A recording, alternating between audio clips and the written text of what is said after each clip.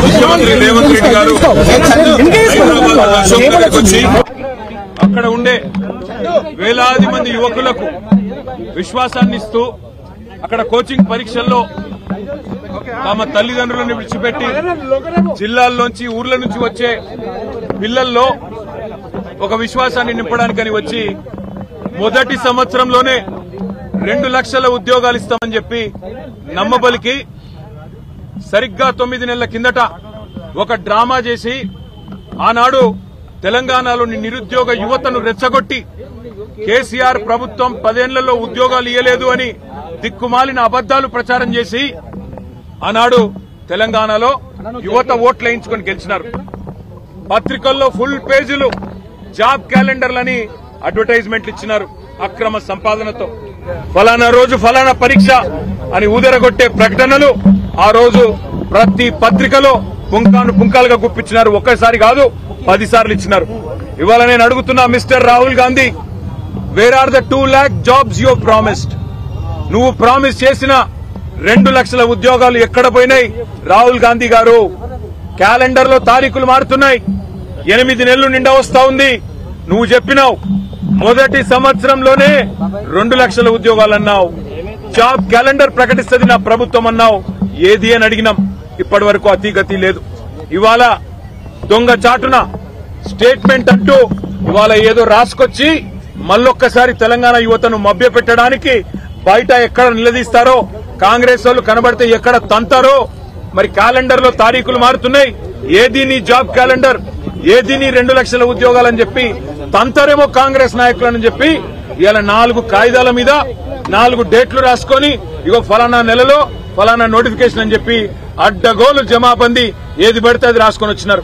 మేము అడిగింది ఒకటే వారిని, నువ్వు కనీసం నువ్వు చెప్పిన 2 లక్షల ఉద్యోగాలు నిజమైతే నీ జాబ్ క్యాలెండర్ లో కనీసం 2 ఉద్యోగాలు కూడా నువ్వు చెప్పలేదు. కేవలం ఏదో గంపగుత్తగా ఫలానా నెల అని చెప్పి మళ్లీ మభ్యపెట్టే విధంగా నువ్వు పెడతా ఉన్నావు. మాకు చర్చకు అవకాశం ఇవ్వమని కోరినాం. ఇంతకు మించిన ప్రాముఖ్యత కలిగిన అంశం ఏముంటదండి అసెంబ్లీకి?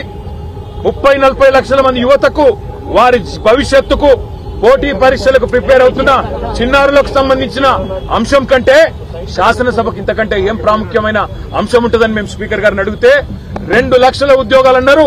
కానీ 2 నిమిషాలు కూడా మైక్ ఇయ్యలేదు. 2 నిమిషాలు మైక్ ఇవ్వండి స్పీకర్ గారు. ప్రభుత్వం పారిపోతున్నది, 2 లక్షల ఉద్యోగాలను మోసం చేసింది గతంలో, మళ్లీ జాబ్ క్యాలెండర్ అని చెప్పి డ్రామా చేస్తున్నదని చెప్పి మేమందరం కూడా స్పీకర్ గారిని చేతులు జోడించి అభ్యర్థించినాం. స్పీకర్ గారు కనీసం 2 నిమిషాలు మైక్ ఇవ్వలేదు. ప్రభుత్వం పారిపోయింది. వాళ్ళ తెలంగాణ యువతకు మేం చేసే విజ్ఞప్తి ఒకటే, గత 9 నెలలుగా 8 నెలలుగా ఈ రాష్ట్రంలో ఏం జరుగుతా ఉందో మీరు చూస్తా ఉన్నారు. మిమ్మల్ని అందరినీ రెచ్చగొట్టి, మిమ్మల్ని అందరినీ ఉసిగొలిపి 2 లక్షల ఉద్యోగాలని చెప్పి మాయమాటలు చెప్పి గ్రూప్ 2 పోస్టులు 2000 చేస్తామని చెప్పి, గ్రూప్ 3 పోస్టులు 3000 చేస్తామని చెప్పి, గ్రూప్ 1 లో 1:100 నిష్పత్తిలో పిలుస్తామని చెప్పి, మెగా డిఎస్సీ వేస్తామని చెప్పి, జీవో 46ను సవరిస్తామని చెప్పి ఏది చేయకుండా మళ్ళొక్కసారి జాబ్ క్యాలెండర్ పేరిట మభ్యపెడుతున్నందుకు స్పీకర్ ను మేము అభ్యర్థించినాం. ప్రభుత్వాన్ని మేము నిలదీసినాం ఈ రోజు. కానీ మాకు మైక్ ఇవ్వలేదు. ఇవ్వకపోగా ఏం చేస్తుంది ప్రభుత్వం? మా పార్టీ నుంచి ఇవాళ పార్టీ మారి అనర్హత వేటు ఎదుర్కొంటున్న ఒక ఎమ్మెల్యే, ఆయనకి ఇవాళ మైక్ ఇచ్చి మా గౌరవ శాసనసభ్యులను ఒక గౌరవ సభలాగా నిన్న హరీష్ రావు గారు చెప్పినట్టు అక్కడ మళ్లీ దుర్మార్గమైన పదజాలం, ఇష్టం వచ్చిన మాటలు, ఇష్టం వచ్చిన బూతులు. నేను ఆయన మాట్లాడిన మాటలు నా నోటితో నేను చెప్పలేను. మా అక్క లక్ష్మక్క అయితే పరిగెత్తుకుంటూ వచ్చింది, మనం ఇక్కడ ఉండొద్దు సార్ వెళ్ళిపోదాం, ఇట్లాంటి చిల్లర బజారు భాష మాట్లాడే కాడ ఎందుకు ఉండాలి మనం అని చెప్పి మమ్మల్ని అందరినీ బయటికి, మేము వినలేదు నిజానికి అక్కడ మైకులో తను విన్నది కాబట్టి మమ్మల్ని అందరినీ బయటికి తీసుకొని వచ్చింది.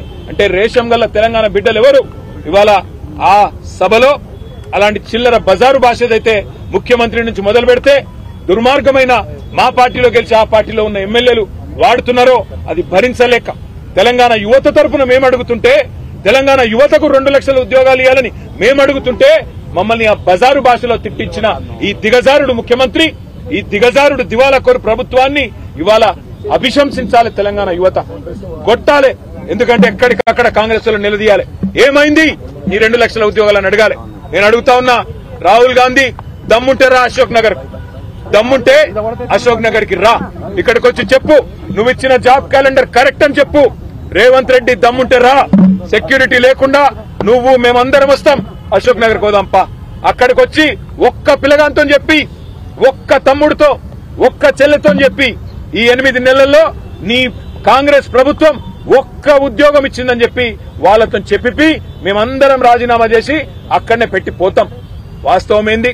ఇప్పుడే పల్లా రాజేశ్వరరెడ్డి గారు చెప్పినట్టు మందికి పుట్టిన బిడ్డలు మా బిడ్డలని చెప్పుకుంటూ ఇవాళ కేసీఆర్ ప్రభుత్వం ఇచ్చిన 30-40 వేల ఉద్యోగాలు కాయిదాలు మాత్రం నువ్విచ్చి ఇవాళ డ్రామా ఏదైతే ఆడుతున్నావో రేవంత్ రెడ్డి, నేను అందుకే అంటున్నా, నీది డ్రామా కాకపోతే, నీది అబద్దం కాకపోతే, నువ్వు ఇచ్చిన ఉద్యోగాలు నిజమే అయితే నువ్వు వస్తావా, నీ రాహుల్ గాంధీ వస్తాడా?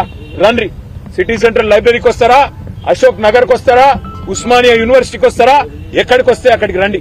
రేవంత్ రెడ్డి మళ్ళీ అంటుంటాడు మగాళ్ళు అయితే అని. నేను అంటున్నా రేవంత్ రెడ్డి, మగాడు అయితే రా, అశోక్ నగర్ కి రా, అక్కడ పిల్లలే చెప్తారు నువ్వు ఉద్యోగాలు ఇచ్చిన మాట వాస్తవమా కాదో చెప్తారు. నీ రాహుల్ గాంధీని తీసుకురా, ఇచ్చిన మాటలు ఏమైనా నిలదీస్తారు. కాంగ్రెస్ నాయకులను తరిమేసే పరిస్థితి ఉంది ఇవాళ తెలంగాణ యువత. ఒకవైపు యువత రోడ్ల మీద ఆందోళన చేస్తా ఉన్నారు. నిన్న రాత్రి దిల్సుఖ్ నగర్ లో జీవో నంబర్ 46 సవరించాలని వేలాది మంది పిల్లలు రోడ్డెక్కినారు. మరొక వైపు ఇవాళ 1800 మంది మాజీ సర్పంచులు ఇవాళ తమ బిల్లులు విడుదల చేయాలని చెప్పి సెక్రటేరియట్ ముట్టడిస్తే వారిని తీసుకుపోయి అరెస్ట్ చేసి పెట్టినారు. మా నాయకులు హరీష్ రావు గారు, వారి నేతృత్వంలో మా కొంతమంది శాసనసభ్యులు వారంతా అక్కడికి పోయినారు. నేను ఇవాళ ఈ ప్రభుత్వాన్ని డిమాండ్ చేసేది ఒకటే, మభ్యపెట్టి ఎక్కువ కాలం మీరు నడపలేరు. మార్పు అని ఎక్కువ రోజులు ఏమార్చలేరు. తప్పకుండా ప్రజలు తిరగబడే రోజు వస్తుంది. ముఖ్యంగా మీరు ఎవరితోనైతే గోక్కోకూడదో వాళ్లతో గోక్కుంటున్నారు, తెలంగాణ యువతతో, తెలంగాణ పిల్లలతో. మీకు తెలుసు 2 లక్షల ఉద్యోగాలు బోగస్ అని తెలుసు, మీరిచ్చిన జాబ్ క్యాలెండర్ బోగస్ అని తెలుసు. అయినా తెలిసి మళ్లీ పిల్లల్లో ఇవాళ ఉద్వేగాల్ని రెచ్చగొట్టే విధంగా లేని ఒక వాతావరణాన్ని నిర్మాణం చేసే ప్రయత్నం మీరు చేస్తా ఉన్నారు. మీ క్యాలెండర్ బోగస్, అందులో ఉద్యోగాలే లేవు, అందులో తారీఖులు తేదీలు తప్ప ఏమీ లేదు. దాని మీద చర్చ పెట్టమంటే ఇవాళ ప్రభుత్వం పారిపోవడమే కాకుండా సిగ్గు లేకుండా ఇవాళ మళ్లీ మమ్మల్ని మా ఎమ్మెల్యేలందరినీ కూడా ఒక బజారు భాషలో మా సాటి ఎమ్మెల్యేతో తిట్టించిన వైనం ఏదైతే ఉందో ఇది నిజంగా కూడా ప్రజాస్వామ్యానికి, అందరికీ, ఈ శాసనసభకి ఒక చీకటి రోజు. నిజంగా కూడా ఒక దుర్మార్గమైన పద్ధతుల్లో నిన్న మొన్న మా అక్కలను అవమానించారు. ఈ రోజు మొత్తంగా ఒక శాడిస్ట్ మాదిరిగా ముఖ్యమంత్రి ఇవాళ ఈ రకంగా పైశాచికానందం పొందుతూ, ఒక సభ్యుడు మమ్మల్ని అమ్మ అక్క అని తిడుతుంటే పైశాచికానందం పొందుతూ అందరినీ ఉసిగొల్పుతూ, ఆయన పక్కన నిలబడండి పొండి అని ఉసిగొల్పుతూ ఒక శాడిస్ట్ ముఖ్యమంత్రి లాగా రేవంత్ రెడ్డి వ్యవహారం చేస్తా ఉన్నాడు. తెలంగాణ యువత తప్పకుండా రేవంత్ రెడ్డికి తగు రీతిలో సమాధానం చెప్తది. దాని టైం కూడా వస్తుంది. ఎక్కువ కాలం ఈ డ్రామా నడవదని హెచ్చరిస్తూ ఈ 5-6 రోజుల శాసనసభ సమావేశాల్లో గవర్నమెంట్ తేలిపోయింది. గవర్నమెంట్ లో విషయం లేదు, కేవలం ఊదరగొట్టే ఊకదంపుడు ఉపన్యాసాలు తప్ప ఏమీ లేదని తేలిపోయింది. కాబట్టే ఈ బజారు భాషతో మమ్మల్ని రెచ్చగొట్టి మంచిగా మాట్లాడుతుంటే కావాలని ఉసిగొల్పి ఇవాళ ప్రజల దృష్టి మరల్చే ఒక చీప్ టాక్టిక్స్. ఈయన చీఫ్ మినిస్టర్ కాదు, చీఫ్ మినిస్టర్. ఒక చీఫ్ మినిస్టర్ గా రేవంత్ రెడ్డి ఒక శాడిస్ట్ ముఖ్యమంత్రిగా, పైశాచికానందం పొందుతున్న ఒక ముఖ్యమంత్రిగా ఇక్కడ ఆడబిడ్డలను అవమానిస్తూ, అదేవిధంగా ఎమ్మెల్యేలని బూతులు తిట్టిస్తూ ఇష్టం వచ్చినట్టు ఇవాళ ప్రభుత్వాన్ని నడుపుతా ఉన్నారు, శాసనసభను నడుపుతా ఉన్నారు. అందుకే మేమందరం అక్కడ నిరసన చెప్పి బయలుదేరి ఇక్కడికి వచ్చి గన్ పార్క్ దగ్గర మా గౌరవ శాసన మండలి శాసనసభ్యులు, మా ప్రతిపక్ష నాయకులు శాసన మండలిలో బస్సునాచారి గారు, మేమందరం కూడా ఇక్కడికి వచ్చి గన్ పార్క్ దగ్గర మా నిరసన చెప్తా ఉన్నాం. ఈ ప్రభుత్వం హైదరాబాద్ మీద కూడా పచ్చి అబద్దాలు చెప్తా ఉంది. ఆ విషయంలో కూడా తప్పకుండా ప్రభుత్వాన్ని తూర్పారబడదామనుకున్నాం. కానీ బజారు భాషలో అట్లా మాట్లాడేసరికి మా అక్క దుఃఖం ఆపుకోలేక మమ్మల్ని అందరినీ మనం ఇక్కడ ఉండొద్దు, ఈ శాసనసభలో ఉండొద్దు అని చెప్పి కోవలక్ష్మి గారు మమ్మల్ని అందరినీ కూడా అక్కడి నుంచి నడిపిస్తూ బయటికి తీసుకొచ్చారు. ప్రజలు ఇవన్నీ కూడా గమనిస్తా ఉన్నారు. వారందరికీ మేము చేసే విజ్ఞప్తి ఒకటే, ఈ శాసనసభలో తెలంగాణ ప్రజలకు న్యాయం చేసే ముచ్చట్లు లేవు. కేవలం కాంగ్రెస్ పార్టీ డ్రామాలు, కాంగ్రెస్ పార్టీ నాటకాలు తప్ప ఇక్కడ ఏది కూడా లేదన్న విషయాన్ని మీరు కూడా గమనిస్తా ఉన్నారు.